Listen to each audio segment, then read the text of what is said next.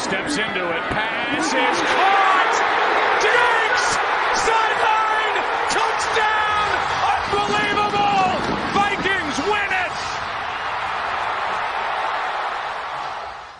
Strap yourself in and get ready. Here we go! The leaders in fantasy football are incoming, giving you the ultimate insight to help you win your leagues and dominate your mates. You're now listening to the Insight NFL Show with your hosts, Guns and Maverick. Welcome to the NFL. Let's go! Let's go! Go!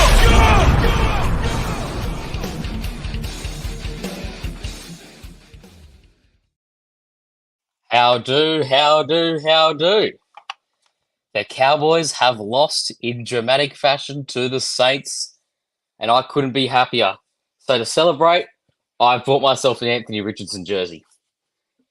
In true style, I honor my quarterback. Even though he sucked today, I honor my quarterback. I feel stupid in this hat. Give me a sec. Welcome to the Insight Show.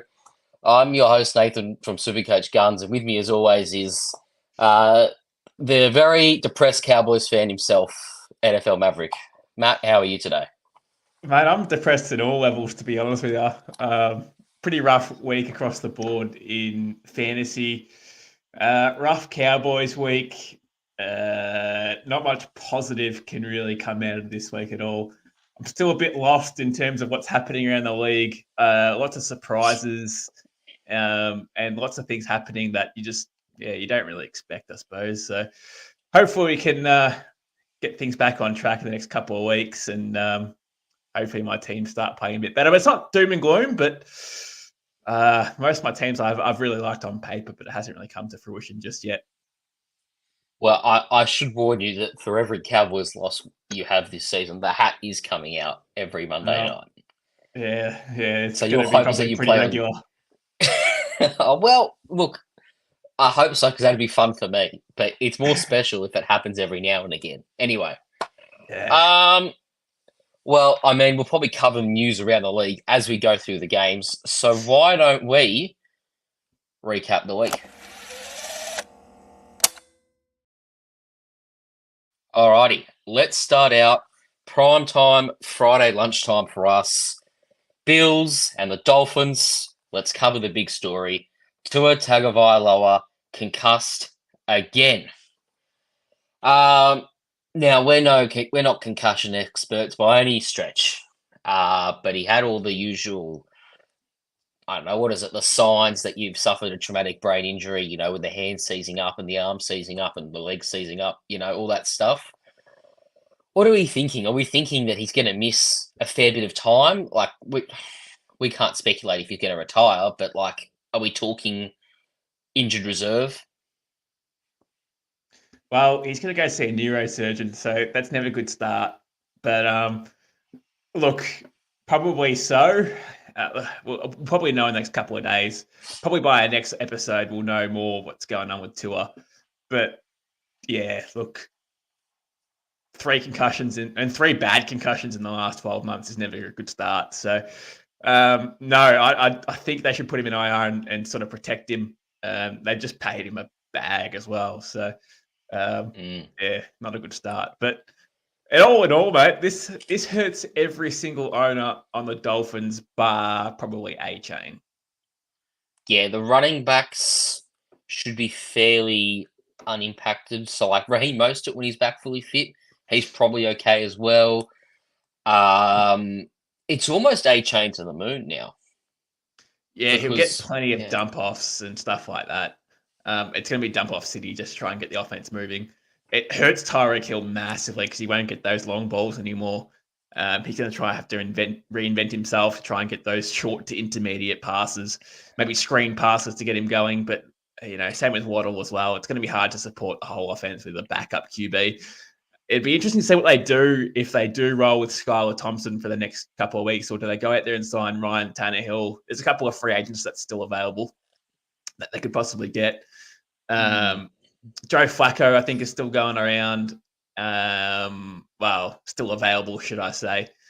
So, yeah, we'll watch this space and see what they can do. But if Tua's out for a long term, I don't think Skylar Thompson's their answer. Well, he's not terrible, Sky. Like for a seventh rounder they drafted couple of years back. For a backup quarterback, he's probably a par backup QB in the league. He doesn't really have starting upside to him though, and that's probably the Miami's problem. If let's say Tua misses the season now because they wrap him up in cotton wool. But you could look at it a couple of ways from Miami's perspective. This could be if you give Tua the season off, you could take the opportunity to tank, grab a top prospect, grab Travis Hunter. Just shore up your secondary. You could do all sorts of things with this. But it could also mean that there's some trades that involve the Miami Dolphins in the next few weeks, depending on what the outcome is for Tua. I'm mainly thinking about Tyreek Hill here. Like we're talking a 30 to 31-year-old wide receiver who you could still get 2 firsts for probably at this point. And, there'll be a team out there that wants that. So I reckon that they're going to, if Tua is out long term, they're going to go sign a QB. I'm confident by saying that. This list is ready to go and ready to go now. I don't know how ready they were with Tua, but they're going to be probably making a playoff push of some means. So I think they'd probably have to do the same thing, try and sign a free agent QB, see what Tom Brady's doing, give him a call. Probably not available, but see what he's doing. And then if not, see what else anyone else is doing around the league. Who you talked about Flacco, right? He's at the Colts as the backup to Richardson. Are you willing to go trade for Flacco? Yeah, seventh round pick. That's fine. A conditional 7th round pick, might I add. He costs nothing. Yeah. And he'd be the guy that you'd go for? Oh, I'm not saying Joe Flacco's the answer, but I'm just saying more of an experienced backup QB somewhere around the league is probably where I'd go down the path of. Yeah, I tend to agree. I mean, Jameis Winston. Jameis Winston's probably the guy I'd go. Yeah, because he's not too old and he's perfectly suited to this offense where you just throw it deep. The only problem is Jameis Winston's not far away from starting at Cleveland himself, right? An extra week. Yeah, so there's a few things to play out there, but if you own a Tyreek Hill, a Jalen Waddle, would you be looking at trading one of them if it was a redraft league? Yeah, I think I'd be looking to move on Jalen Waddle, but let's be honest, he hasn't got a lot of value there at the moment anyway, due to what's just happened. So you'd probably be giving away him for nothing. It's probably a world where you can't get I don't know, let's say, you could probably get it for Michael Pittman these days. Yeah, Michael Pittman. I was going to say, what if you had a crack at George Pickens, who we'll come to later, but he was pretty dudded today in terms of some penalties that could have cost him a monster day. I would definitely look at trading Jalen Waddle for sure, and trying to see around the league what you can get, because I think his production of fantasy this season is pretty much flawed. Yeah, and Tyreek, are you trading him, or are you just going to trust that he's a legendary wide receiver and that he'll produce regardless?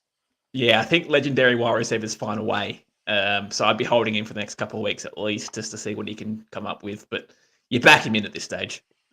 Yeah, and he'll also hold his value a lot better than what Waddle will, because he's got that reputation and he's the wide receiver one on his team.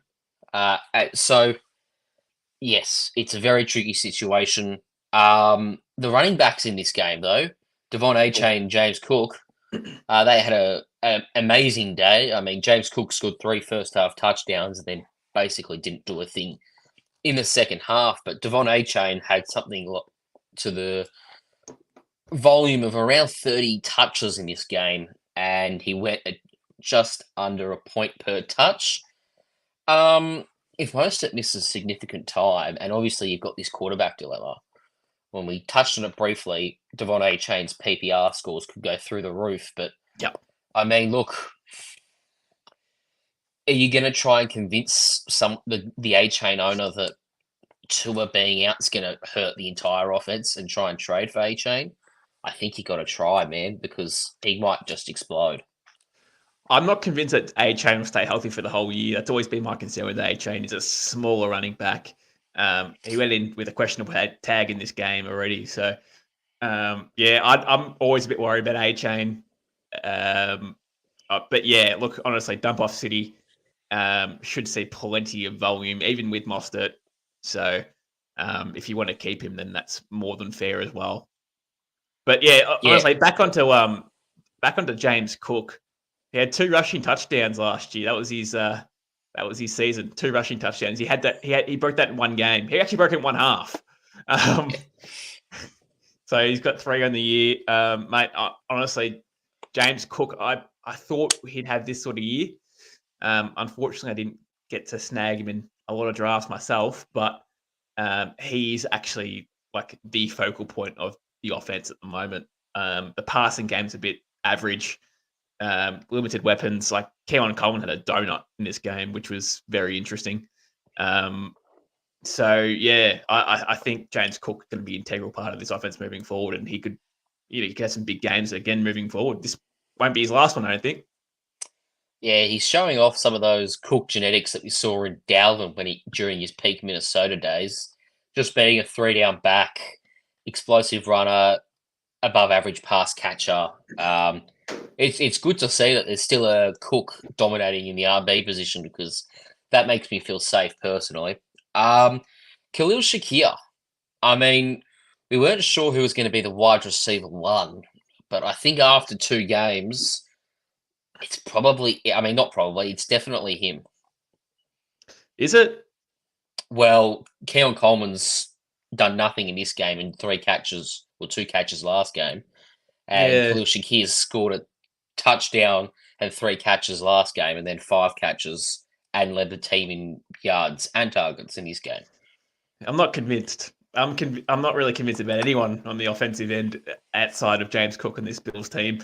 Keon Coleman last week, he had the most yards as all the wide receivers, but this week it was Shakir. You just don't know who it is. Dalton Kincaid has been pretty average. Haven't really seen a lot of use in him so far, which is a bit disappointing.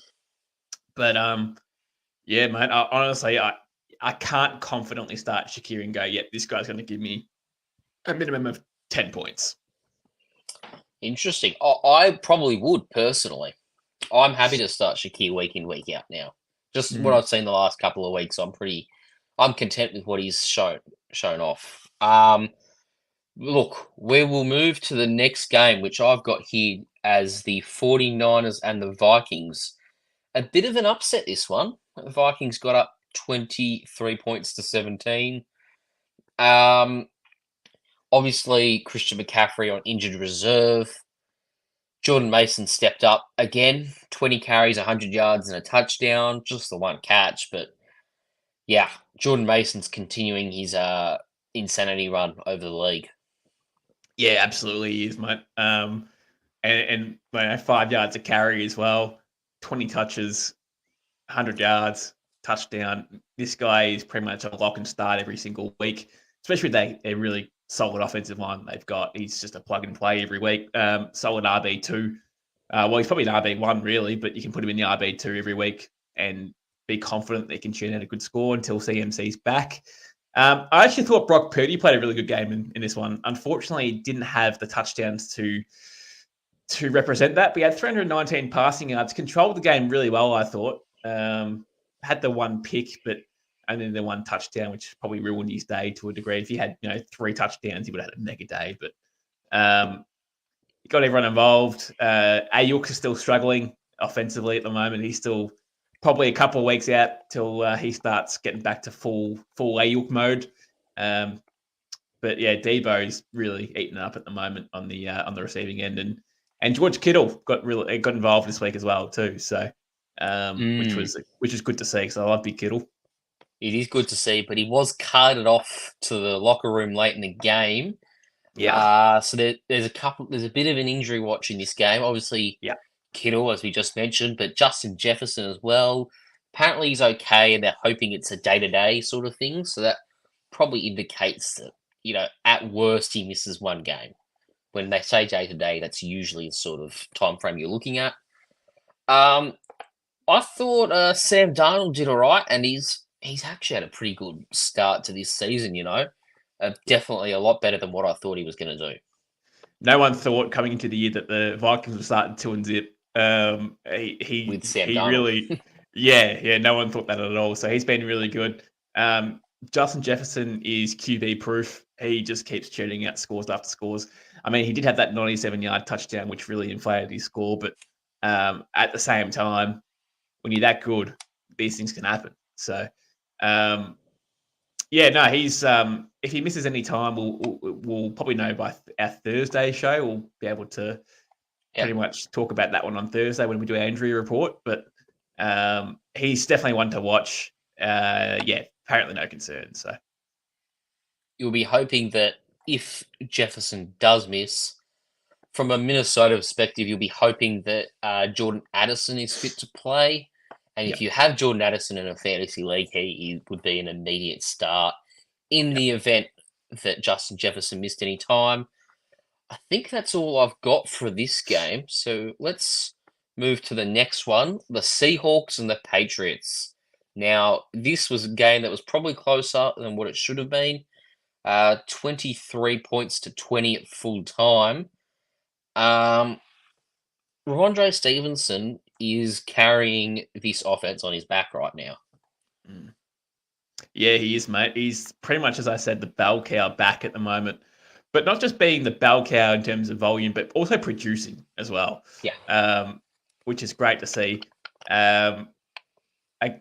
But on the offensive end, outside of Ramondre Stevenson, it is pretty grim. You can't start any wide receiver at all, even on deeper leagues on the Patriots. I mean, Hunter Henry had a pretty good game, but that's probably going to be a one-off. Outside of that, the wide receivers had a combined, top of my head, 40 yards. And there was 1, 2, 3, 4, 3 of them, sorry. Yeah. Well, I can go even further. 28 yards on 5 catches and 1 touchdown to Jalen Polk. Yeah. I wonder how far away we are from seeing Drake May come in for Jacoby Brissett.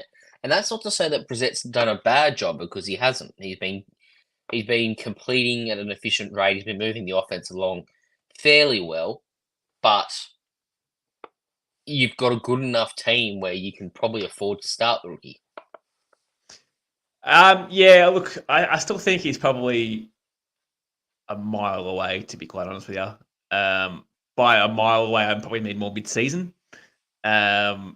Because what's the point of rushing him into a team where they've got limited passing options as it is? So you might as well play the veteran out there and let him sort of get these guys going. I've always, as I said in previous episodes, I've always hated rushing Drake May into the action. There's no need at this stage. There really isn't any need.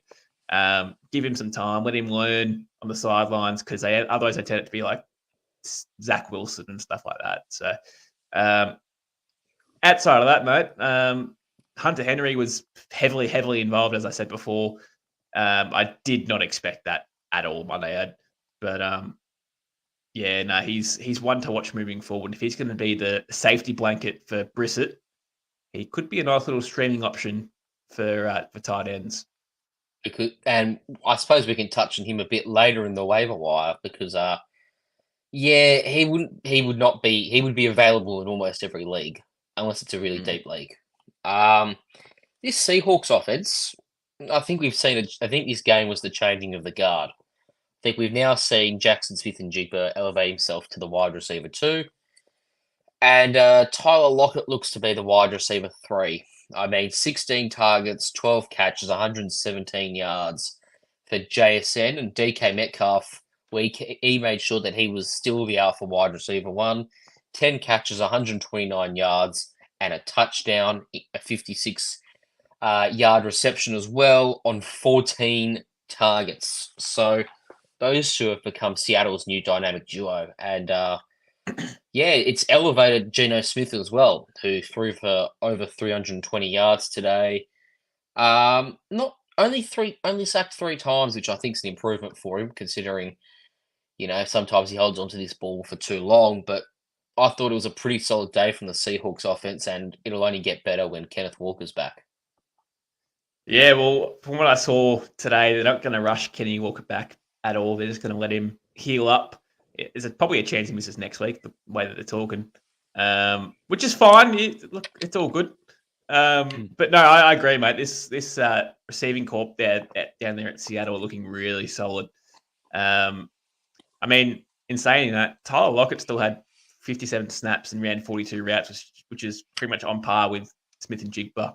But Smith and Jigba was seeing the work go to his way. So, and it's about time too, because this guy, as I said, probably in the preseason, this guy could break out this year, and it's a good start in his career if he's going to start coming up in his second year and taking that next step in his career. But it's going to be hard to go past DK Metcalf, mate, because that guy's a beast. Yeah, you're not getting past DK, but Jackson Smith and Jigba, we cast our minds back 18 months ago. He was talked about not quite to the same hype of Marvin Harrison, but not far off it coming out of Ohio State. There was talks he could go inside the top 10. For some reason, wide receivers weren't taken for the first 20 picks, and he fell into the lap of Seattle. He was uber talented in college, and he's starting to show he's shown glimpses of what he could do in college in the NFL last year, but this is a proper Jackson Smith and Jigba stat line from his college career. Yeah, just an absolute target machine. Catch machine, rather, I should say. Well, that's probably it in this game as well. I mean, solid win. I don't think the Seahawks should have let it go to overtime, but, a win's a win, right? Yeah. Now, for a game that, was a bit wacky and random, Giants and the Commanders. The Commanders kicking 7 field goals to win it. The New York Giants scoring 3 touchdowns, not converting a single 2-point because they had to go for the 2-point conversions with their kicker doing his hamstring very early on in the game. So what are we talking here? Daniel Jones, 16 of 28, 178 passing yards, 2 touchdowns. He absolutely fed Malik Neighbors, who had 18 targets, 10 catches, 127 yards, and a touchdown. That's his wide receiver. That's his breakout game, which a lot of these rookie wide receivers have, and then they just continue on from there. So I think Malik Neighbors has arrived. Yeah. So on our Thursday show, I did say that it was now or never for Malik Neighbors. It was a very, very juicy matchup he had against Washington. So I did feel as though if it wasn't going to be this week, it's probably going to be never because the matchup was so good. But, mate, he went berserk like a target machine, had 17 targets and just converted everything but the last catch, really, which was pretty much in the breadbasket, should have been caught, and that would have extended the game and maybe a Giants win. But no, mate, 28 points. It's pretty much going to be close to our player of the week, Malik Neighbors. Very close. Won't get there, but very close. Won't get there. Yeah. But he's one to watch moving forward, man. I don't know who they've got next week, and we'll probably more touch that on Thursday and who they've got and what we do with him. But I think he's a guy that you start regardless of matchup, just because you have to. If it's a tough matchup, they're playing from behind, and he'll just be peppered with targets. Like you talked about in the preseason, I think you'll see a ridiculous amount of targets for a rookie this year, north of 150 comfortably. And they've got no one else there. They've got Wandale Robinson, but he's not going to demand 10 plus targets a game. So it's just going to be Malik Neighbors, and it's really going to be all Danny Dimes to see if he can support him. That's all it is. And so far, it's a 50-50 split. So, we'll just play week to week on Malik Neighbors at this stage, but you start him every week. It's hard to judge the Giants because they did score 3 touchdowns, and had their kicker not been injured, this game goes to overtime. Oh, they would have won. Yeah, and they would they would have won as well, because they would have been in field goal positions as well, no doubt. Yes, they would have won. It's brutal because they definitely outplayed the Commanders, but I'm surprised they don't have a backup kicker. Well, the punter does some sort of kicking duties. But surely they feel like, you're 35 yards out, you just give it a shot. I've seen, punters do it before. It is ugly, but is it better than going on 4th and 7 every single time? I think it is. Because you're And turning the it over there extra anyway. points as well. The extra Yeah, and you're points turning it there, over there anyway. So chip shot, you may as well right? have a crack. Yeah, you may as well have a Yeah. crack. Anyway, look, that's unfortunate situation for the Giants, but I thought they did all right offensively and defensively considering. Jane Daniels, again, not as many rushing yards as what we had last game, but 44 rushing yards, 10 attempts. I want to say double-digit attempts from a fantasy perspective. And then as a passer, 23 of 29 is pretty good, 226 yards. He did get sacked 5 times, but that's the nature of this offensive line that we're dealing with here. Plus, being a rookie quarterback, I think you're going to see a high sack count. But hey, he's passing efficiently and he's willing to run. I personally think the top 12 quarterback shout that we had in the preseason is well and truly alive. It is, mate. It is. And that's probably just due to his rushing upside. But if I'm a Terry McLaurin owner, and I am in 2 weeks of mine, I'm highly concerned. Like a 9 out of 10, my out of concerningness. 6 catches for 22 yards. That is gross. They cannot find a way to get him involved at all in the offense. He's their number one by a landslide, and they just don't know how to use him with the new QB. So, mate, I'd be trying to get out of Terry McLaurin wherever you can. Only problem is you won't be able to trade him for much. That's the only thing. So he probably just sits on your bench until he starts performing. But I'm seriously concerned about Terry McLaurin. I think he might be in the dungeon. You reckon you could convince someone to trade him for Jameson Williams? No. I was just thinking, if you did it last week, you could probably get away with it. Last week he probably would. Not this week. No, because he's backed it up, right? Yeah. What are you getting? You're not getting anything, mate. You're holding. Yeah. You probably can't trade him for. Yeah, unless you're tucking him in a package. The one thing I could think of is if a Bills wide receiver has a breakout game, you might be able to jag whoever breaks out there. But for now, I think you hold on to Terry McLaurin and just hope that Jaden Daniels keeps developing. 8 targets and 6 catches is fine, right? But it's the yards. It's a safety blanket. Usage. That's not what we want. I want to see him targeted in the end zone. I want to see him sort of, they're short to intermediate targets. I don't think Jaden Daniels is a great downfield passer, but surely he's good enough in the intermediate areas to hit up McLaurin. But it's a concern, mate. Seriously. Yeah, I'm sure it'll develop. It'll get better. It's just how patient do you want to be with Terry McLaurin, considering he's probably a wide receiver 2 in your team when you've drafted him. Was there anything else I want to mention here? I suppose we'll quickly mention that Brian Robinson's a beast on the ground, it seems. And Austin Eckler's going to do his thing. He's still going to have some carries. He's definitely going to have catches out of the backfield.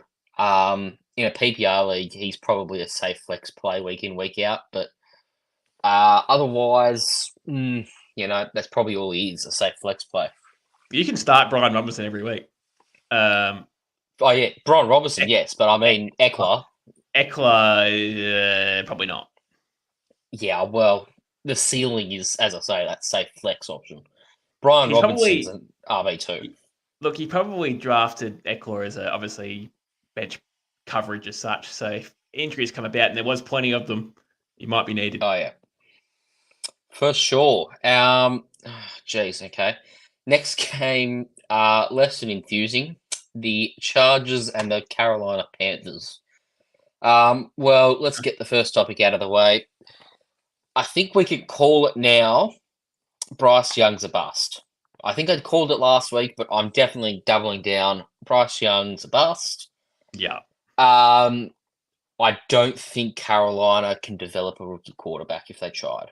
I think they need to actually trade for a big name quarterback in order to succeed. I don't think they can draft one again. Fuck, he's going to get benched, isn't he? Yes, and I think a team should trade for him at some point because I think there's still potential there, but it's just not working out. They need an established elite quarterback to go there. They can't develop one, Carolina. It's weird because no point. They traded for Deontay Johnson, right? Who's a very, very good route runner, like exceptionally good. Adam Thielen's a very good route runner.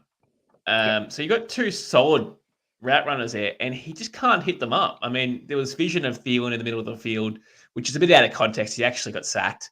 So that was a bit out of context. But again, the offensive line's horrendous as well. So yeah, he hasn't got time to pass in the pocket, and when he does, he just makes the wrong decisions. How patient do you be with Bryce? Like, is there a point where you say, I want you to learn this year, and the best way, I'm not going to expose you to this terrible O-line and potentially injure you? Because, like, you've invested a first overall pick. You can't decide to move on after a year. You've got to try something different. Do you throw Andy Dalton in, say, okay, just boost your value, or just improve your stats, Andy? We're going to tank for a number one pick here. And then try and trade it away and see what or use it on your O-line, or try and trade it away and see what you can get in terms of even a quarterback, like, because you've just got to try something different here, because Bryce Young. I'm just looking at the upcoming schedule. I'm just looking at the upcoming schedule. It's the Raiders, Bengals, and the Bears. So the Bengals were pretty good defensively today. We'll mention that a bit later on, but they were pretty good today, the Bengals. But you got Max Crosby in the room next week, and then the Bears defense are pretty good too. So 2 of the next 3, maybe even 3 of the next 3 are going to be tough weeks for him as well. So, mate, this could be really, really bad, and it could get worse. If you have Bryce Young in a redraft league, I think you cut him. You do, because he's not. The odds of you having him are slim unless it's a deep league, and even if it is a deep league, I think you're still cutting, because like he put up 3 points this week, not even 3 points. You'll never start him. There's no point stashing on your bench. It's just like I've seen leagues where Will Levis is on the waivers as well. So there's no reason why Bryce Young can't be as well. So yeah, definitely. I know I'm clutching here, but like we talked about Skylar Thompson before, he's a bit of a runner at quarterback, and he's got some great weapons. I'd rather just pick up Skylar Thompson and drop Bryce Young, because odds are Skylar Thompson's starting for a lot of games. Well, I mean, if you're looking for a quarterback to cover your starter, right? Yeah. I agree with that. Yeah, it's. Oh, geez, I don't want anything to do with the Carolina offense. No. I will say though, if you do get the opportunity and Jonathan Brooks is going cheap, I think you have a go at him, just because when they come back, they've almost got no choice but to feed him, because they're not using Chuba Hubbard. Like, he had 10 carries for 64 yards, sure, but like they barely used him last week. Miles Sanders hasn't improved. And whilst Bryce completed 18 passes, like 84 yards is terrible. 3 yards of completion, like that's shocking stuff. I really don't know what Carolina are going to do and what they should do, but I reckon you bench Bryce, give him the season off, just get him to learn on the sidelines and see what Andy Dalton can deliver you this year. Yeah, it's rough, but yeah, look, maybe it's I don't think best. I don't think I'd even trade for Jonathan Brooks. I just can't trust anything this offense can give you. With a very, very poor offensive line, it's one of those just put a mark through the Panthers until you maybe see some sort of improvement. But until then, mate, you're not starting any single one of these players in your starting lineup ever. How cheap would Jonathan Brooks be right now, though? He'd be very cheap. Yeah, and I'm thinking like the upside post ACL, just on talent alone, might be worth having a chat to just gauge interest, see what the value is, I reckon. We're talking snap count until he gets back, and it's going to be slow. But if you're playing the long game, and if you've got a deep roster, and you're playing the long game, and you're thinking, what could get me an edge in the playoffs? It could He be wouldn't cost you Brooks much. off a snap count. He would cost you very little. I reckon you could trade. I don't know. Players not jumping out at me off the top of my head. I reckon you could do Javonte Williams for Jonathan Brooks, and you'd probably get that trade done Probably. right now. Yeah, probably. Yeah. And Javonte Williams will be lucky to be on the Broncos roster, I reckon, by season's end. Yeah. But we'll get to that later. Let's look at J.K. Dobbins, because somehow 2020 J.K. Dobbins is back in the league despite an ACL tear and 2 Achilles tears. He's back, and he's actually better than he was pre all these injuries. Back-to-back 100-yard rushing games. He looks explosive. He's leaving Gus Edwards for dead. I can't believe it either. They signed him on a 1-year cheap as chips contract. I think he's earning just over $2 million this year. Ridiculous. J.K. Dobbins is back. Yeah, he is. I mean, Gus Edwards did see more carries than J.K. Dobbins, only by 1. But in terms of big explosive plays, that's J.K. Dobbins. He's just finding that hole and exploding through it. I must admit, I'm very surprised that Gus Edwards hasn't had a touchdown yet. This guy had, 16 rushing touchdowns last year, and he's yet to have one yet. So that does surprise me. I don't know if that is going to turn or not. I've actually got Gus Edwards in 2 leagues myself, and at this point, you just can't play him at all. But probably next week he might come out and put up a touchdown finally. He's a big bruising back, so he's going to do something, and it's very much a run first offense. So he'll get something eventually. I think this is probably a fair summary of what our thoughts are on Gus Edwards. Holding out hope one last time for this guy. Just one last time. I'm holding out hope for his pathetic self.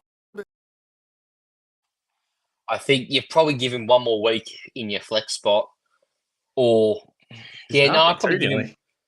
Yeah, or RB2. I give him one more week, and if he still dishes out no touchdowns and is losing touches to J.K. Dobbins, I think you just throw in the towel.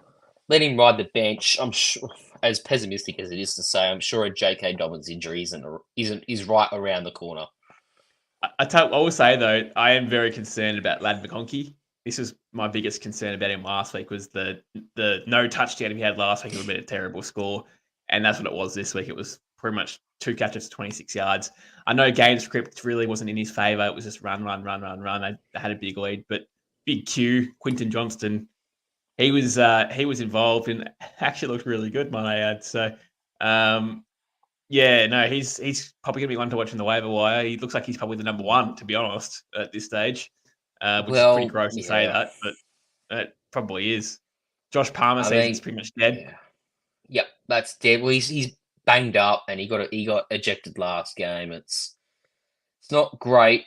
If I just have a look back, he had 5 catches last week for. Oh, hang on. Let me see. I can't find his stats from last week now, but he was okay last week. Like, he got to a solid score, even like it was 7 or 8 without a touchdown, I think. But Ladd McConkey, I think he's going to be very touchdown dependent this year. That's the only problem.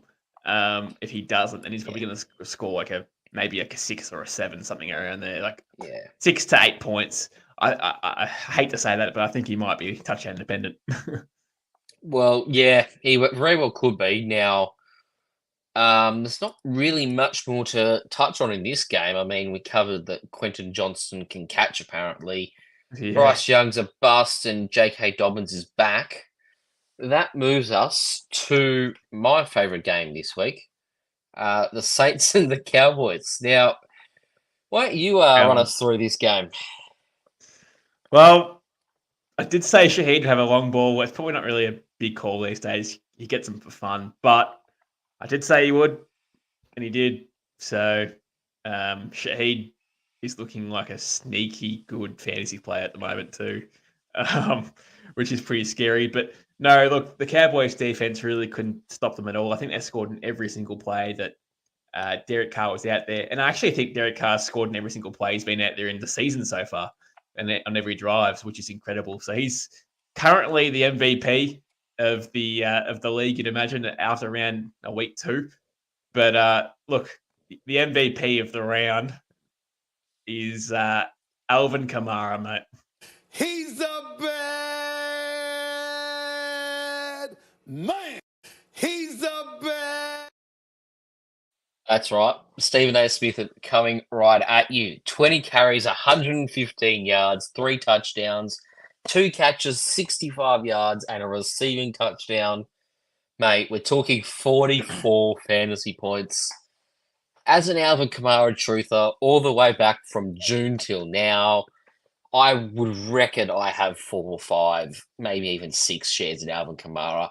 And I'm smiling from ear to ear today because I've basically won. I have won all of those leagues because of Alvin Kamara. Very happy with that.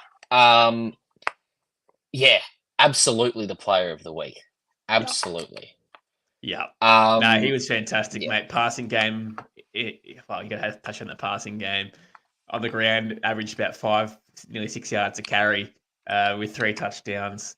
If the game was a bit closer, he probably could have had 5 or 6, to be honest. It was one of those sort of things. So, yeah, he was fantastic, mate. He was fantastic.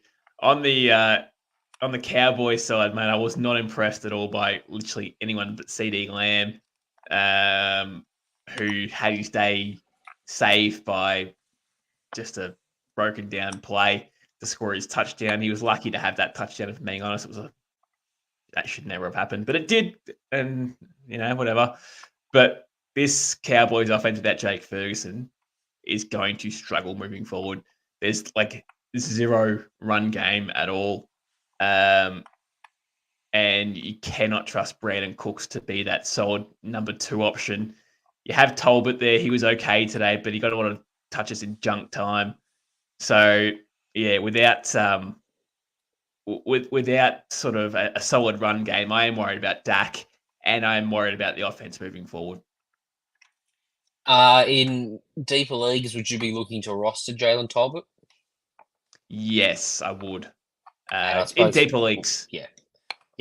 We'll get into that more later, but yeah, look, and if we're talking about streaming tight ends, which we'll go about later as well, Schoonmaker has to be involved in streaming options for tight ends. We'll get to that a bit later on as well. We'll see how long Jake Ferguson is actually out for. I dare say he'll be back next week. But yeah, this Cowboys offense is going to struggle, mate. Seriously, it's without the big tight end, it's going to be hard work. And without a clear RB1, we're sort of looking at like Rico Dowdle is the RB1, or is it Zeke? Because but neither of them are doing that well. Well, Zeke didn't even get last week he was the first man touching the ball, and this week he didn't. So it was actually Rico Dowdle getting the ball first. It's weird. I don't really know. It's a 50-50 split, really. But they're not really giving Dak any shorter yards to work with as well. They're not carving any first downs, like 5 or 6 yards on 1 carry to give Dak shorter yardage to work with. It's pretty much like Dak has to do it all.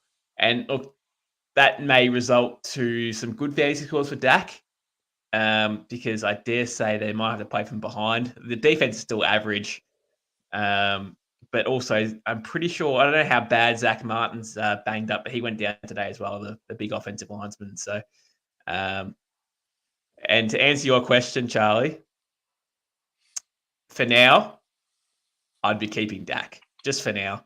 See how he goes. He's a fantasy weapon, mate. He will get everyone else involved. He'll get some fantasy scores, but he's going to have some rough games along the way as well, where you go, shit, that was crap. But for now, hold ship, see how he goes. I mean, the Cowboys do have these sorts of games every now and again, yet they still finish with a 11-5 or 12-4 record. So I'm not too concerned off one game, but it's just, like the ground game is a genuine concern. They don't have a clear running back. I don't see them trading for one. I think whoever lands there next year, though, whether it be via free agency or the draft, it could be a gold mine, but that's not a problem for now. 12 months away. Yeah. That's exactly right. All right, this is the game I'm not looking forward to. The Colts and the Packers. Now, I dare say if Richardson doesn't throw 3 picks, the Colts win this one. Now, the third one, we must say, was the Hail Mary. But the other two, yeah. And instead of throwing those picks, what if he ran? Because 4 carries, 37 yards, that's well unders for a guy who has the running game that he does. So I'm nervous about Anthony Richardson's passing work. His passing, pretty much his passing work, really. I'm very, very nervous for Pittman. Pittman was targeted a lot still, but they still can't get that connection going in a game. But 17 for 34, so 50% completion rate for only 200 yards against the average secondary at Green Bay. Let's average at best, let's be honest. It's nothing solid.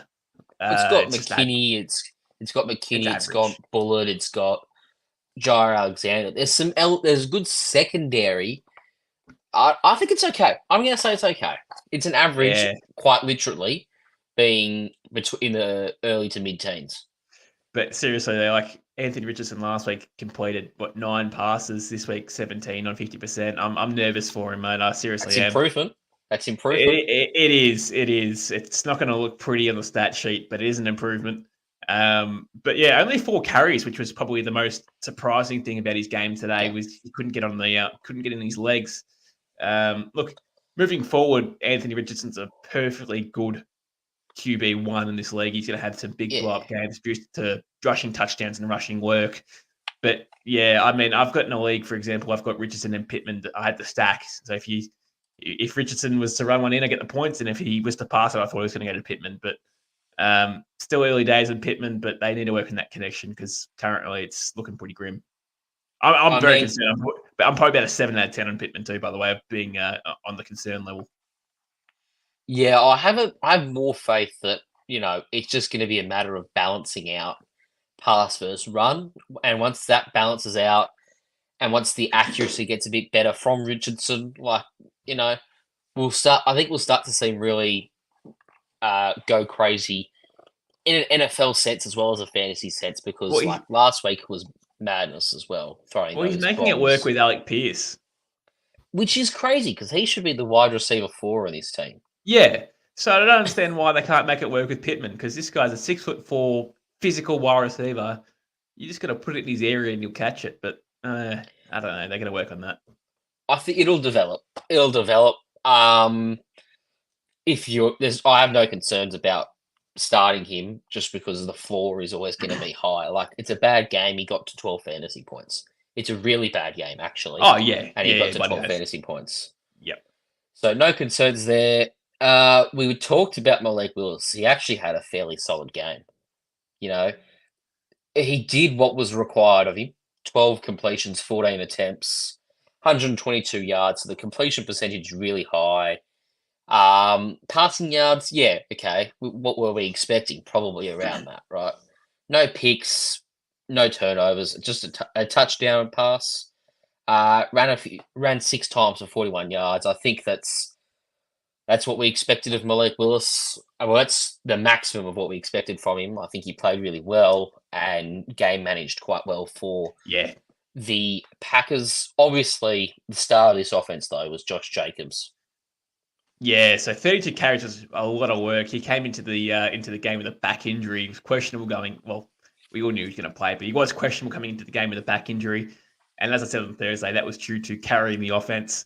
And he pretty much did 32 carries, 151 yards. If he scored a touchdown alongside that stat line, it would have been an absolute mega day for him. But yeah, he's a better day than he had in Brazil for sure. Yes, because in Brazil he still managed to get to 100 yards of scrimmage, right? But he looked good today. He looked good. And any time that you can turn to a back and say, "We trust you with 30 carries," that's a great feeling, right? Yeah. And you can with Josh Jacobs. I thought as a whole the offense was okay. Obviously the wide receivers you can't start. No.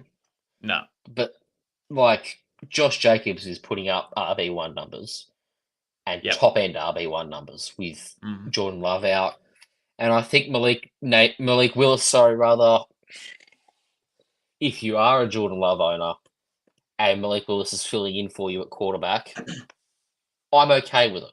I'm only just, but I'm okay with it right now. Because he's going to run a bit. There's a bit of a flaw to him. And if he's just going to be conservative in what he's passing and who he's completing to, it'll be okay, I think. Yeah. Okay. Yeah, maybe. But yeah, you just can't start confidently any wide receivers you've got out of Green Bay at all. That's going to be pretty much the way to go until Jordan Love comes back. Unfortunately for Jaden Reed, because this guy's like ready to break out. He's just bursting, ready to go, which is a shame because this guy's just electric when he gets the ball. So, no, well done to Malik Willis, man. I expected he'd be a bit of a disaster for him, but he came through and played really well. Yeah. Yep. Let's hope that continues. I mean, let's look at this next game. New York against the Tennessee Titans. Now, Will Levis seems to come up with some dumbfoundingly stupid plays each week. Yeah. Last week there was the pick six, which was quite spectacularly bad. This week it was during the sack a lateral pass, which led to a fumble, which cost him the game. That was this week's stupid play. And he got 19 of 28, 192, a touchdown, interception, 38 rushing yards, and then obviously the lost fumble as well. It was a Calvin Ridley day, though. It was, and surprisingly too, he had that long ball into the back of the end zone, which was a really nice thrown ball from Will Levis. Look, I'm saying that if Will Levis cuts out his crap, just the bullshit plays that you don't need to do, they're probably 2-0, mate. And you probably say, oh yeah, not a bad start for Will Levis. D-Hop, absolutely nothing today. I know he's off that knee injury, but there is just, he had one catch for 9 yards, but pretty much nothing. Mate, honestly, I know it's probably a bit harsh to say this, but if you're a D-Hop owner and you need some production on your bench, I think I'd let him go. I'm not going to play the overlay or the clip again, but I'm giving him one more week, probably. I just think like he's clearly on a snap count coming back from that MCL injury. And we know, just off last year, we know what Tennessee D-Hop can bring, and it's worth rostering. But yeah, if we're still seeing a low snap count for him next week and low targets, low stats as well, yeah, it's something we might be discussing next week. Is he a cut candidate for your team? Well, yeah, I mean, he probably played half the snaps today. He had 29 snaps and ran routes 18 times. So, and had one target in those 16 routes, or two targets, sorry, in those 18 routes. So, yeah, look, I don't love it. I don't love the offense at the moment at all, to be honest. But it seems like Ridley and Pollard are carving out a decent role, and you can probably run with those two players. And, Ridley's probably a flex play option every week. Well, yeah. So we're talking with Tony Pollard, 5 catches for 40 yards and 17 carries for 62 yards. This is what we were crying out for back at Dallas, right? This sort of volume, efficiency, like backing up last week with an equally good performance. Has he gone back-to-back games with 100 yards of scrimmage? I think he might have. I think he might, very close to it. Yeah, this is what we were looking for out of him at Dallas, and he's delivering it now at Tennessee. Yeah, very safe RB2, play every week in my opinion. Just a really solid guy to have in your team, and his ADP, which was, I think it was 80s. High 80s. Like that's very good. Been an absolute steal. Yep. Someone who is shooting the lights out on the other side, Breece Hall, like 14 carries, 62 yards, but 7 catches for 52 yards and a touchdown. Led the team in targets, led the team in receptions, had a receiving touchdown. Breece Hall, man, he's probably... depends on how... If McCaffrey misses the whole season, Jordan Mason's going to be a shout, but I've got Breece Hall as the overall RB1 with Bijan, Alvin Kamara, and maybe Jordan Mason, depending on how long McCaffrey misses. It's crazy to put Jordan Mason in that fucking category, isn't it? But you're a San Francisco running back, right? Like, if you play 17 games there, you're going to be there or thereabouts. I know, it's just crazy, isn't it? It's just absolutely insane. But I mean, again, if we're talking about valuable handcuffs, if anything was to happen to Breece Hall, anything at all, and honestly, today he was a bit banged up too. Braylon Allen entered the room and looked comfortable taking the work as well. So, I'd say a lot of fab will be dropped on Braylon Allen if that time ever comes around. Honestly, though, just on a different note here, if we're talking about a scale of 1 to 10 and how concerned you are for a player, Garrett Wilson would be a solid 8. I don't know about that. I do. You're drafting him as on one QB leagues, you're probably drafting him as a early second round, maybe late first, give or take. And he has not been putting up those sort of numbers at all to warrant that position. And in Superflex leagues, he'd be probably end of the second round, maybe. Rounder? Nah, I'd probably say end of second, early third, and maybe that warrants it to a degree, but nothing really. I'm concerned, mate. I'm seriously concerned. And if he breaks out next week and has that big game, then maybe I'll change my tune. But at this point, it's just gonna be a big call, but I'd be looking at trading Garrett Wilson during the week and going, what can I get for him?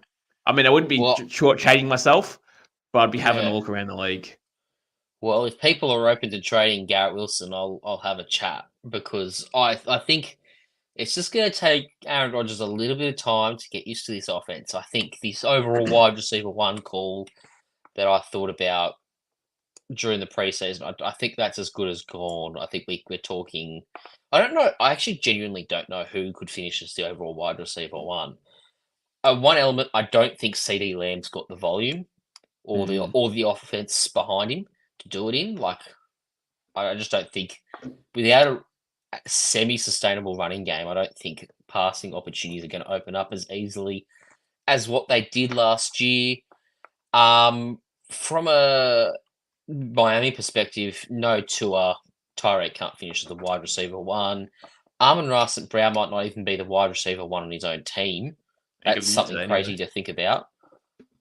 He got injured today as well. Justin Jefferson's probably still not getting the reception volume and also got injured as well. Cooper Kupp's injured. Jamar Chase is cooked. If Aaron Rodgers gets his act together and acclimatizes to this offense and starts throwing some bombs, I think the wide receiver 1 crown is still there for Garrett Wilson. I'm concerned. I'm seriously concerned. I can still be concerned, but there's so many concerns with the guys ahead of him and around him. It might actually be like, if he wasn't missing tomorrow's game, AJ Brown would be my favorite for the position, right? Yeah. Spot on. But just on the Jets as well, mate. They've got the Patriots next week. That's not an easy matchup for Garrett Wilson. And they've got Broncos.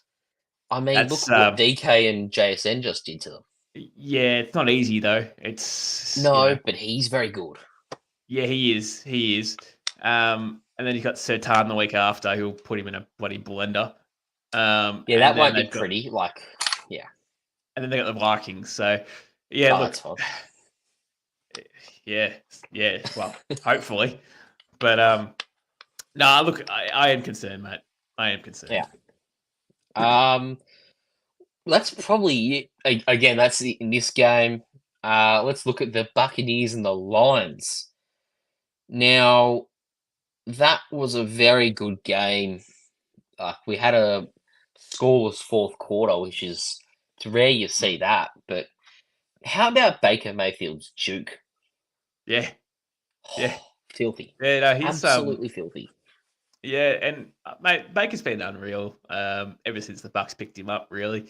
Now, one to watch for me is Rashad White. He had a groin injury and returned to the game, but didn't see much work after that at all. So if that's the case, and he misses a week or two, or depending on how Bucky he Irving. pulls up, it'd be Bucky Irving's season. And this guy's a proper 3-down back too. So look, I dare say Bucky Irving would be hard to get in most leagues. I dare say he'd be sitting on a lot of benches. But if he's not, he should be. Well, again, we'll see how Rashad White goes with overnight news. But Bucky Irving would be a top get if he was to miss any time. I think this is probably a fair shout, but I think for me, Rashad White. This man was a bona fide scrub. He can't play. No disrespect whatsoever, but I'm sorry to tell everybody the truth. I mean, we're talking about a guy that had 10 carries for 18 yards and 1 catch for 5 yards. Yeah. For someone who, in quite a few teams, will be your RB1 because you've probably prioritised wide receivers. Like, you can't really afford this guy who's meant to be a PPR machine putting up 23 yards of offense and only 1 catch. Yeah. So we're talking 3.3 fantasy points. It's grim stuff. And, not a great game. Obviously, he had the injury. You know, it gives him a bit of a pass mark, or a bit of leeway, I should say, rather. But still the bona fide scrub of the week, I'd say. Chris Godwin, though, mate, back-to-back 20-point weeks. I did say at the start of the year this guy would be playing in the slot back to his original position, and he would be a great one to get his ADP. But killing it. He's taking the piss, mate. He's seriously taking the piss. Now, Mike Evans only had 3 catches for 42 yards, which is un-Mike Evans-like. But unfortunately, Mike Evans does have these off games where he does get blanketed a little bit. But Chris Godwin, he should work in the slot all year and should be a safe option. Probably a high-end wide receiver 2 at this stage. Obviously, he's probably the wide receiver 1, but just moving forward, I think the high-end wide receiver 2 should be his should be where he's at. And with that sort of targets and the receptions and the yards he's producing per catch, very safe play week in, week out too. Yeah. I want to turn our attention to this Detroit receiving group because honestly, it's ridiculous. Like last week, Jameson Williams dominated the target share. This week, they were both dominating targets. Like Amon-Ra St. Brown, 11 catches, 119 receiving yards on 19 targets. And then Jameson Williams, 5 catches for 79 yards on 11 targets, as well as a 15-yard run. So I think for starters, Jameson Williams is actually here. I mean, we've waited the best part of 2 and a bit years for this guy to finally show up in the NFL, but it's been worth the wait because he's been on fire to start the year.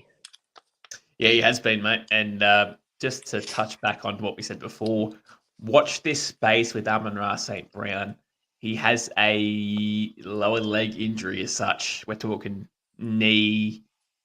I'm not talking long term. I think he could be avoiding that, but just watch that closely because if you're a Jameson Williams owner, that value just goes even higher. And that probably brings Sam Laporta back into the work as well because Sam Laporta's been a massive bust to this point. Yeah, like someone you spent 2nd or 3rd round draft capital on who's been a non-factor in the passing game.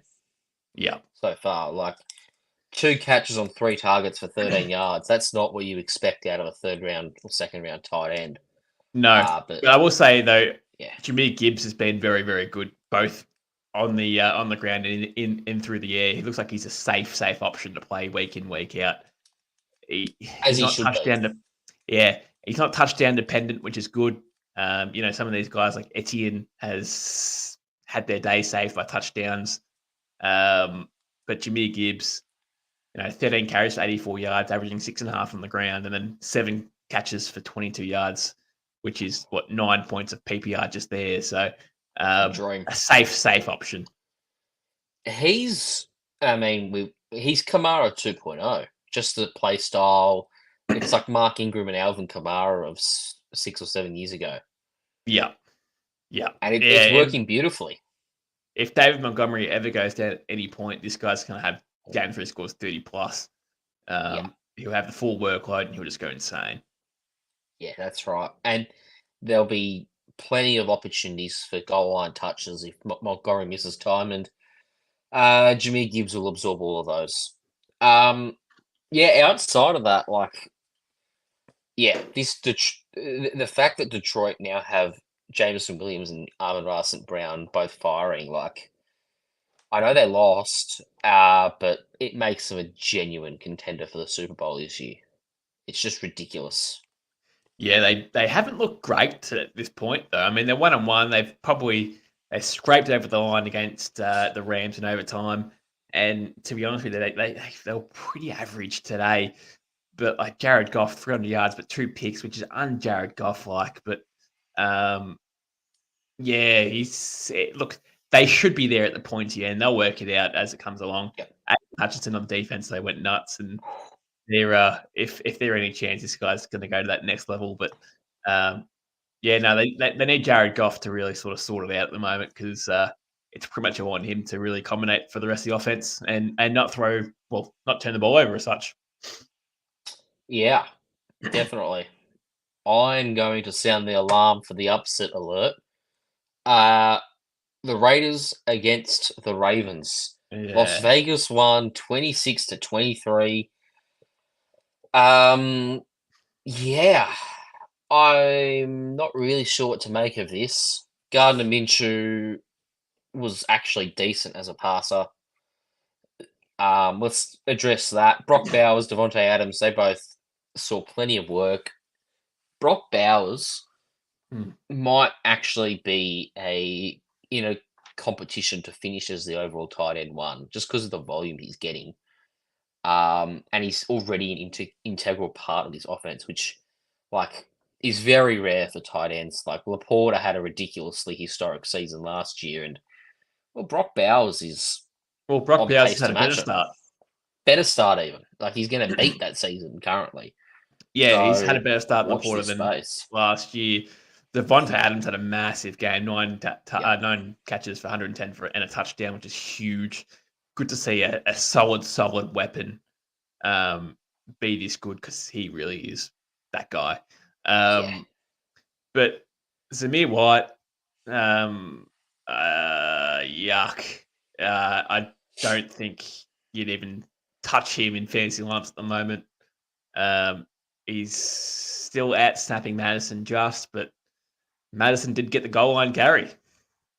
He did. I don't see why, because Zamir White is the archetype of a goal line back. So 4 carries, 1 yard, and a touchdown. I didn't watch much of this game, but it sounds as though Alexander Madison had a fair few goes at trying to get over this line. So I don't think he was overly efficient.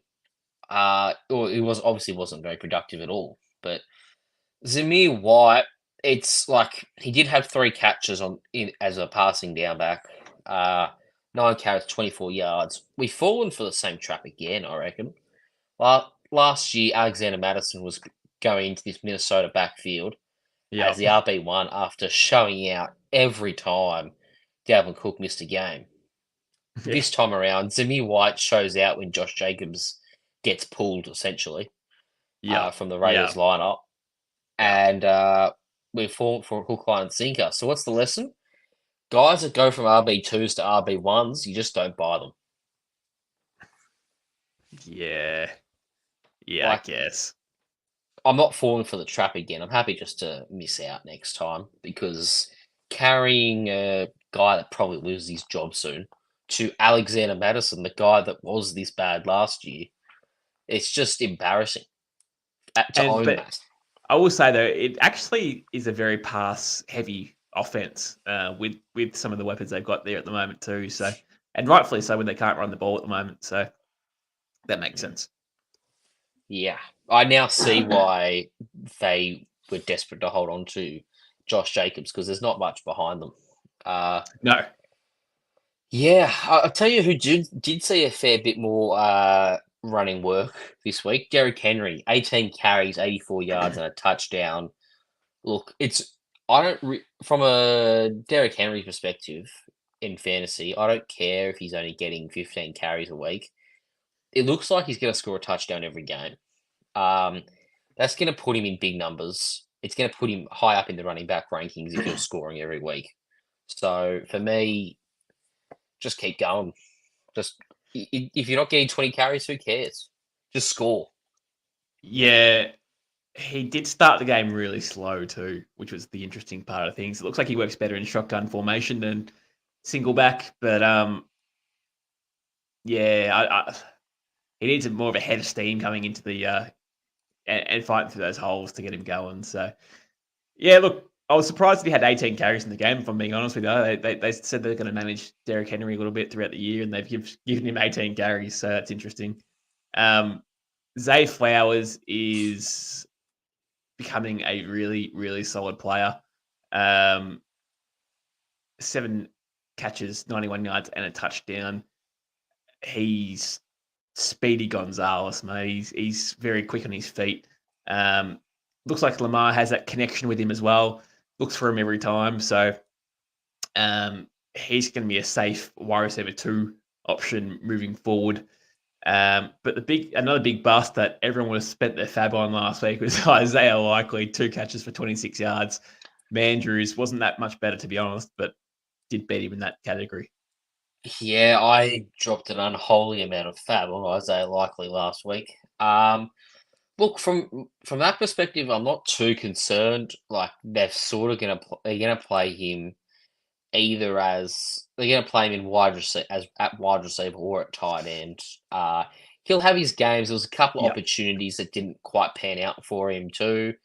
Could have had a much better day. Also, for some reason, the Raiders' defense is actually pretty good. But Baltimore couldn't pick that apart for whatever reason. Lamar's days sort of got saved in a way as well with the last play of the game where he rushed for those 30 yards, whatever it was. It was just a nothing 30 yards. Sort of saved his day to a degree. He was still okay, but that just added to his score, I suppose. And that's not a winning play. It's not a winning NFL play. No, Lamar himself wasn't outstanding, to be honest.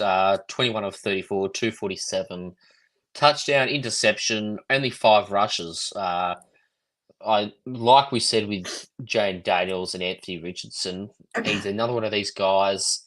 He's got to be running 10 times a game. It's got to be double-digit carries. That's your strength. Use it. I reckon if he runs 10 times this game, the Raiders' defensive coverage changes completely. Yeah. And all of a sudden, the offense opens up. More catches for guys like your Isaiah Likely's. Maybe Zay Flowers has an even bigger day. The offense just completely opens up when you run a bit more as Lamar Jackson. And, he did have a massive game on the ground last week. Maybe he's just taking it 1 week on, 1 week off. But that's something worth looking And I will say a lot of survivor pools would be finished with this one too. I know I had the Ravens in 2 of my only 2 survivor pools, and I'm out. So that's probably the game that I was most certain with too. So they go 0-2. No one would have predicted the Ravens starting 0-2. It's actually the first time in 9 years they've started 0-2 in a year. So and they've got the Cowboys next week, so that's going to be interesting. So 1-2. Yeah, probably. No, I don't know what to make of the Ravens because they were a toe away from winning against the Chiefs. Yeah, and they nearly did it here against the Raiders. So they're easily the best 0-2 team in the league, and I think they'll just keep getting better. Yeah. Now we move to the later morning slate of games. Finally, the Cardinals and the Rams. No one was expecting this result. No. Kyler Murray was sensational. Yep. and he was doing it early too. He put them to the sword, like pretty much in the first quarter. They piled on 3 touchdowns in pretty much 15 minutes of play. Well, Marvin Harrison, yeah, take it away. Had back-to-back plays of touchdowns, really. Back-to-back plays, offensive plays for Cardinals, should I say. 4 catches, 130 yards, 2 touchdowns. So just on his 4 touches that he had, carved out that score. It's pretty phenomenal. But Trey McBride had the luckiest touchdown you'll ever see, which goes down as I don't even know what it went down as. I think it just goes down as just a recovery, touchdown. 6 points. Yeah. But James Conner as well, mate. Seriously, 21 carries, 122 yards and a touchdown. He's been great. He's actually great when he's healthy. It just doesn't happen very often. So watch this space with James Conner. It's always the case with him. He starts off really well, gets injured, and then falls back into his shell again. But would you sell high on James Conner now? No, I wouldn't, because just keep riding the hot end. I think you run it because it's impressive numbers. Like, what are we talking here? We're talking just under 20 points today. A similar-ish score last week. I'm holding James Conner because you drafted him in the 60s to 70s, and he's producing at half of that ADP. So I'm holding him, particularly when running backs are dropping like flies. Just to have a healthy running back right now is valuable in itself. Yeah. So unless you're stacked at running back, I'm not selling. Trey Benson was very subpar today. 11 carries, 10 yards. Yeah. When the starter's going at 6 yards a carry, and the third string back has 2 carries for 46 yards. So I don't think it'd be his backfield solely. I think DeMarcado would be the guy I'd roster of the two personally, because DeMarcado, we saw last week, he'll do the passing down work, and he's outperformed him so far. I actually think it'd be Trey Benson, to be honest, but it'd be a 50-50 split. Anyway, I think it won't matter. But if I was to choose one, I would probably roll with Trey Benson. I know it's a pretty rough game today, but if anything was to happen to James Conner, I would drop a lot of fab on Trey Benson, to be honest. I know it's pretty out there, but I probably would. But anyway, we'll see what happens. There's still 15 weeks that maybe to happen. So yeah, I think that'll be I think he'll miss a week or two at some point, Connor. Yeah. But cross that bridge when you get to it, right? Yeah, Marvin Harrison, he did everything in the first quarter. He didn't touch the ball in quarters 2, 3, and 4. I imagine what you were thinking after quarter 1 when he's put that stat line up. You were thinking, oh, mate, he could go for 40 points here. Yeah. Just drops 40, 60. Yeah, like he was on fire. But hey, you take what was it, just under, what's that? That's just under 30 points. That's pretty good. Yeah. Look at the other side of the other team. I mean, LA, it was a disaster game for them. Yeah. Cooper Kupp's injured. Kyron Williams could get nothing going on the ground. Try Blake Corum, not much going for him either. How much fab are you dropping on Demarcus Robinson? Because it's Matthew Stafford, so he's still going to get passing volume. I'm going to wait to see how long Cooper Kupp's out for. He's in a walking boot, so it looks like it's going to be it's going to be multiple weeks. A decent amount. I'd probably drop 20 to 25. Yeah. Again, we'll go into that more detail later, but yeah. Him, Jordan Whittington, and Tutu Atwell look to be the starting receivers now. Jordan Whittington of preseason superhero fame. I suppose he could crank it now. Hey, you got Tyler Johnson in the room too. That'd be such an LA Rams thing for Jordan Whittington to have 20 targets next week. But anyway, that's not pretty for LA. That's something to monitor on Thursday night. The Chiefs and the Bengals. I mean, going into the week, we thought this would be the game of the week. Probably was so far. Very close one. I dare say Kansas City got bailed out by the refs, but I thought it I was wouldn't. there. I wouldn't say that the Bengals deserve to win either, though. Nah, that flag was there. I hate to say it, but it was. You can't jump on someone's back before the ball actually got there. It was a clear flag. But it's probably one of those 50-50 calls that the Chiefs always get. So that's probably why everyone gets so animated when it comes down to that. But, mate, Pacheco left the stadium on crutches, should I say. One to monitor as well moving forward. I don't know how long this injury is going to be. It doesn't sound too good. Sounds like an ankle sprain as such. Yeah, like a 4 to 6, 8 week sort of thing. High ankle sprain, sort of. I think is what was rumored. You know what this means? Yeah. Sorry, you go. What were you going to say? I was going to say that it's Carson Steele time. I get he's the fullback, but he got 7 carries today, and the backup didn't. He's the backup, even though he's the fullback. How far away is Clyde Edwards-Helaire? He's on IR. Yeah, so he's no chance. They got rid of Derek Pritz. It's Samaje Perine and Carson Steele, but Perine didn't see a carry all game. No, but he will now. He'll be the lead back for sure. Well, for sure, I reckon Steele will still have over 10 carries. Still had a fumble today. Did he lose it? Yeah. Yeah, he did. Interesting times. I would still. I think you still. I know. I like Steele a lot, but yeah. You prioritise Perine, but I wouldn't mind putting something on Steele. Like no one's going to really go after him, and everyone will be on Perine, and rightfully so because this is a 3-down back for the best team in the NFL. Yep. He might not see goal line carries. Anyway, sorry, I'll move on. Yeah, Rashee Rice. He's just dominating week after week after week now. He's becoming that number one option for the best team in the league with probably the best QB in the league. So he's looking like a safe play every single week.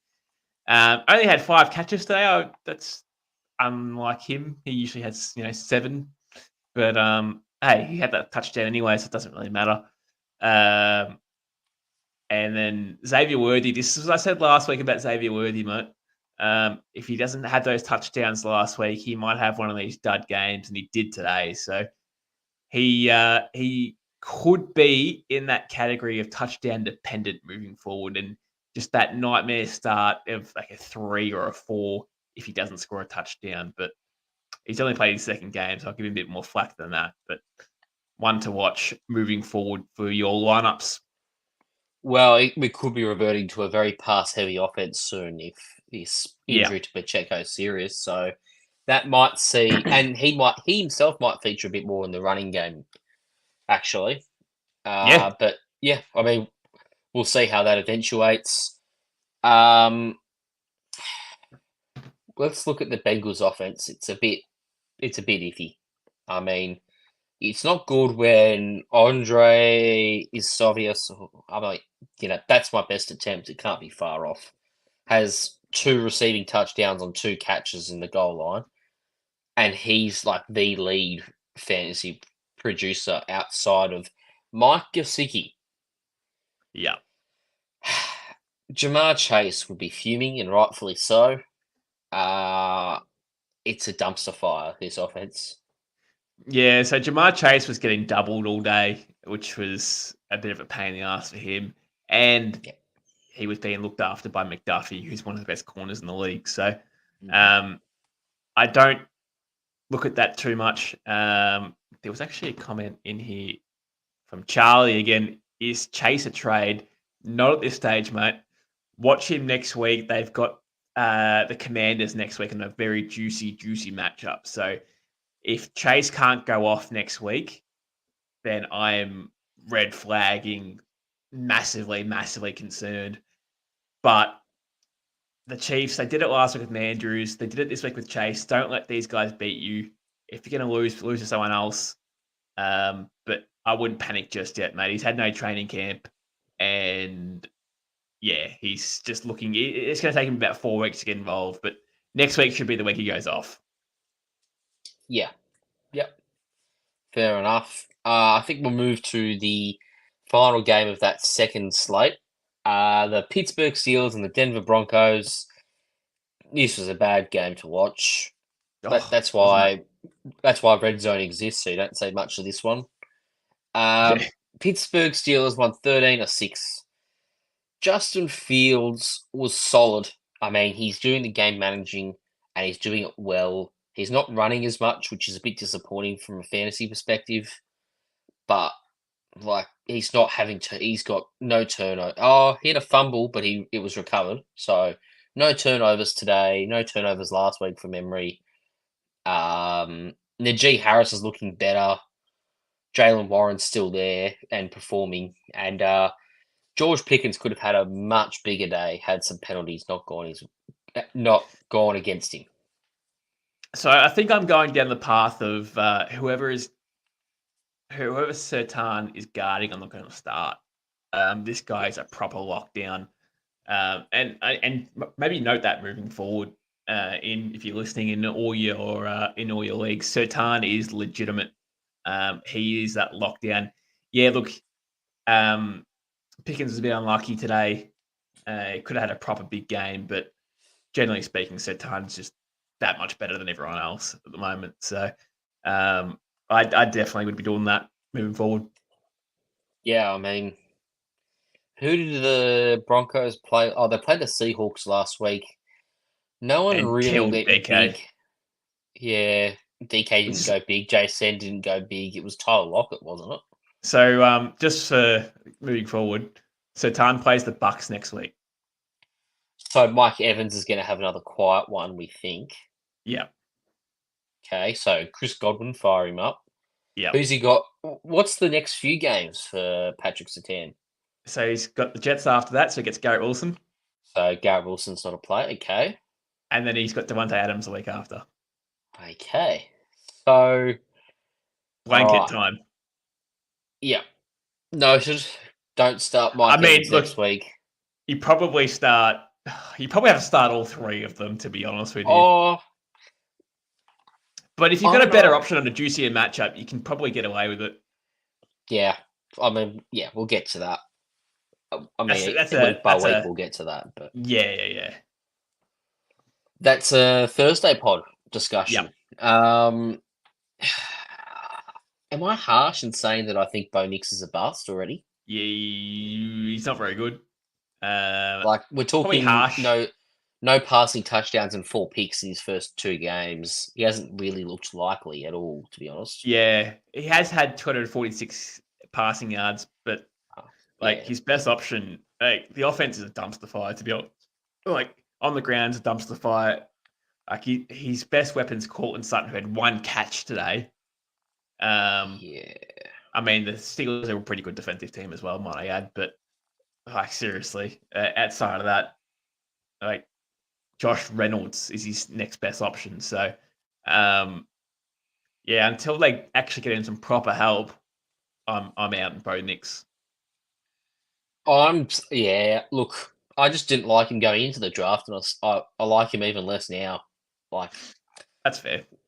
There's just not much there to him, to be honest, for an NFL quarterback. But hey, who knows? Maybe Sean Payton can probably turn him around. He's a pretty good coach in that regard.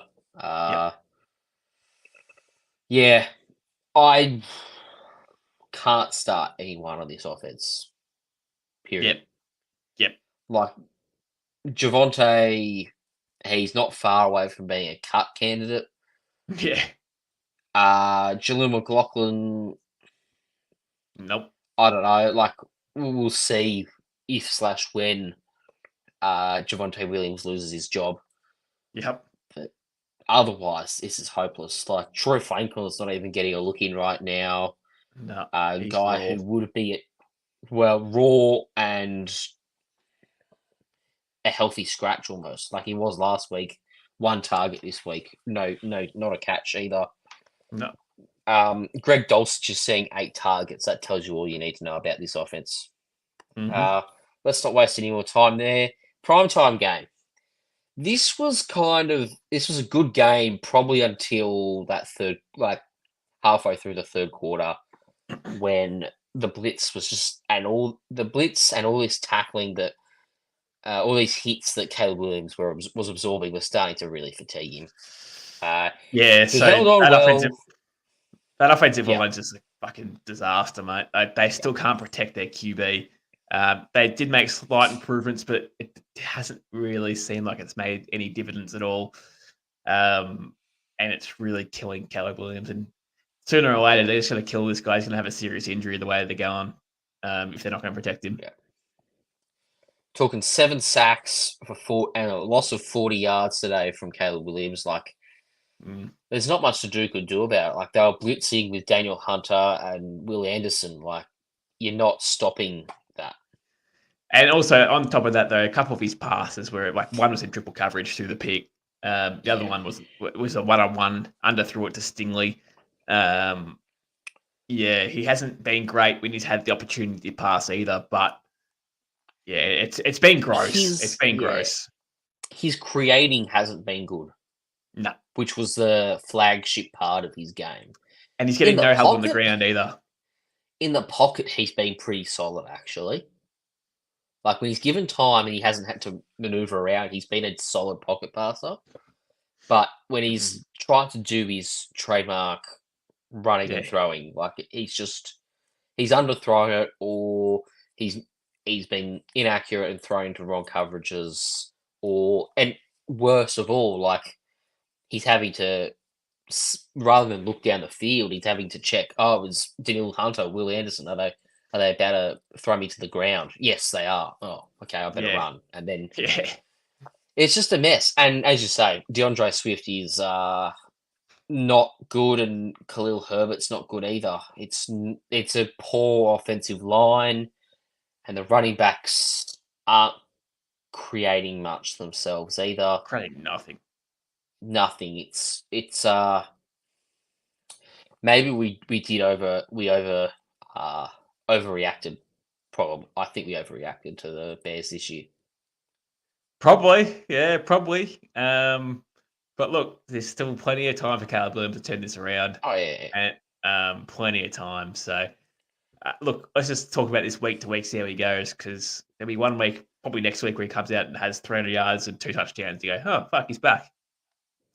Well, now teams know, send a heavy blitz on Caleb Williams and he'll move. Yeah.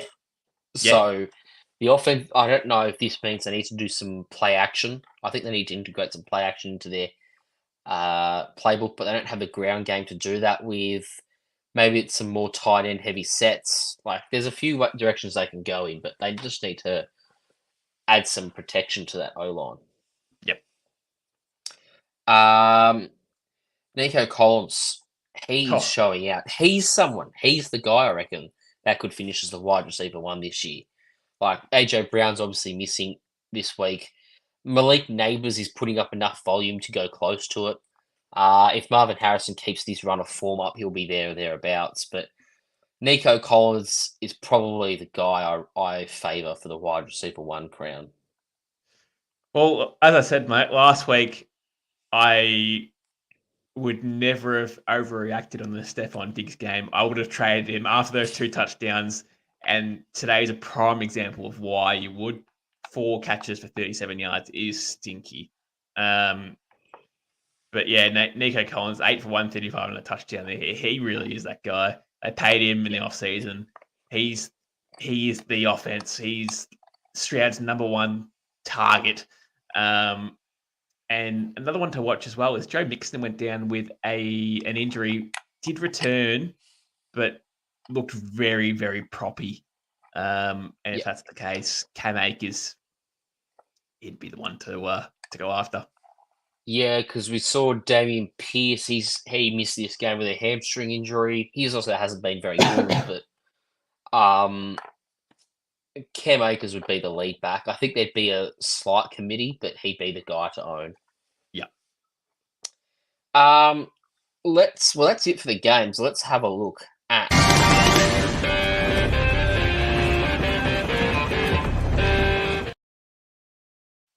the waiver wire. When we're talking about the waiver wire, who would you say is your number one target this week? My number one target would probably be Demarcus Robinson, to be honest. In an offense that is screaming out for another option. He's been very good previously before, and they've got really no Cooper Kupp and no Puka, so they're crying out for an option. I think that would be Demarcus Robinson, mate. I think I'd probably go fairly large on him. I would actually go down the path of dropping D-Hop for Demarcus Robinson because I think he could be the number one. That's how, if we're talking players dropping and picking up, that's something that I'd do, I reckon. Yeah, so I'll read you out who are the popular waiver ads so far, or waiver claims, or whatever, however you want to word it. Jalen Naylor from the Minnesota Vikings, obviously with Jordan Addison missing this week, Justin Jefferson suffering a quad injury, unsure on what his timeline is. He's been added the most on Sleeper. Second, we've got Quentin Johnson, who obviously put up a couple of touchdowns today on 5 catches. Colby Parkinson's in third. I don't actually find that one very surprising considering the nature of the tight end position and the fact that Parkinson will be there or thereabouts in terms of leading the team in catches whilst Nakua and Kupp are out. Darnell Mooney's there, not really sure why, unless we've missed something. Demarcus Robinson's fifth. You've got Andre Osovius from the Bengals. Then you've got Skylar Thompson, Greg Dortch, Zach Ertz, and Hunter Henry that round out the top 10. For me, I agree on the Demarcus Robinson shout. I mean, he's performed really well in that wide receiver 3 role for the last season or so. And he's just, for someone who isn't widely recognised, he's an above average performer, I think. Yeah, and as I said, maybe watch overnight as well. Watch the news at Houston with Joe Mixon. So watch Cam Akers. Watch the news on Kansas with what's his name, Pacheco. P Ryan would probably be the one I'd be looking at for that one. Watch the news on who else do we have? There was one more. Who was it? St. Brown? No. Bucky Irving with Rashad White is another one I'd be watching. Is the one too. So I'd be watching that very closely. There'd be some big cash going towards them if they're out for multiple weeks, I'd say. Let's say Cooper Kupp's missing a month, and let's say Isaiah Pacheco is also missing a month. Who would you prefer to? Who would you be dropping the most money on? Samaje Perine or Demarcus Robinson? It probably depends on your team build. So if you're more RB needy, I would be going after Perine and prioritizing him. But if you are set at running back and you need a wide receiver, Demarcus Robinson, in saying that, I'd probably spend between $20 to $25 on them each, give or take, on those two players. I think Perine, well, he did it last year at Denver when he needed to, and it was a solid option. So these guys have done it before. So, and I mean, I always loved Demarcus Robinson with Matty Stafford in a Sean McVay offense as well. So I've got no issue with that. Yeah, both are very good waiver options. And I think, if Isaiah Pacheco is to genuinely miss time, Samaje Perine would be my favourite addition just because it's 3 down back. You know what, though? I would actually put a few dollars on Quentin Johnston as well. There's going to be something there at the Chargers. Yeah. Justin Herbert's too good to be this bad. He's going to have to be passing it to somebody, and if it's going to be the big Q stick, then I'd be taking Big Quinton. It won't cost you much. Yeah, I won't cost you much, but I'm still a believer that it'll be Lad McConkey and the breakout games around the corner. But, I could be wrong, and this could be Quinton Johnson's breakout. Also, I'd be looking at, for tight ends, yeah. I'd be looking at, there'd be 3 options here at tight end, probably 4 options at tight end for streaming options.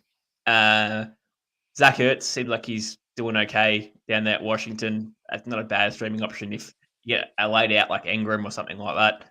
Hunter Henry's another one who had a big game this week. Looks like he's been getting involved at New England. Schoenmaker, my boy down in Dallas, looks like he's just cashing in the Jake Ferguson role.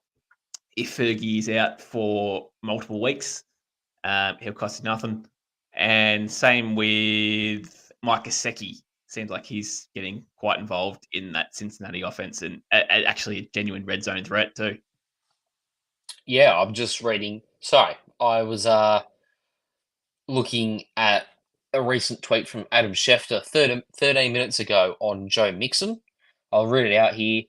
Joe got rolled up. The guy's weight definitely came down his ankle because, the hip drop tackle that butchered his ankle didn't get picked up by the refs. I don't know how. We'll evaluate Joe throughout the week. Hopefully he's okay. Have to see the film and see if it really was a hip drop tackle. That's all we know so far. He's okay, but it sounds as though it mostly misses a week. It doesn't sound like it's too serious right now. Yeah, okay. That's good news. It is good news. And I was listening. I do agree with your shouts at tight end. For streaming options, if you need For streaming options, yes. Because tight ends, they're either stinking it up right now or they're getting injured. So, fantasy football. Ingram missed the game today with what? He got injured in the pre-game warm-ups. So, yeah, interesting. I set an alarm for 2:40, and I reckon, one, I was tempted to wake up and watch Red Zone again. But 2, I had 10 or 15 minutes of remedial work to do on my teams. Because it was just, obviously, Ingram. I have a few shares in Ingram. There were some auto subs I set up for Kenneth Walker that I figured I could undo, and I'm glad I did because I probably got an extra 10 or 15 points from those. But it was chaos the last 24 hours. Keenan Allen as well. He got downgraded to doubtful at around 250. Yep. And so I cashed in right before the 3 o'clock slate started. It was just absolute chaos, and it sucks. But I think, as a general rule of thumb, I get we have the auto sub, but it's not perfect. I'm starting to realize, it's good. No. It'll get better, but it's not perfect right now because, I set up an auto sub for Kenneth Walker using Dalton Kincaid, and then I went to roster Zach Charbonnet, but I couldn't switch Zach Charbonnet in for Kenneth Walker because he's locked in due to the fact that Kincaid plays Friday night. I think that could do with some work. So don't play the Friday night guys then in your slot. Yeah, and don't use them as auto subs. Yeah, is the other thing. So there's a few things I need to work on. There's also settings that you've got though as well where you can't use an auto sub for, let's say, Jamar Chase, for example, who's on the 625 slot today. You couldn't sub McLaurin in because Chase started different time slots.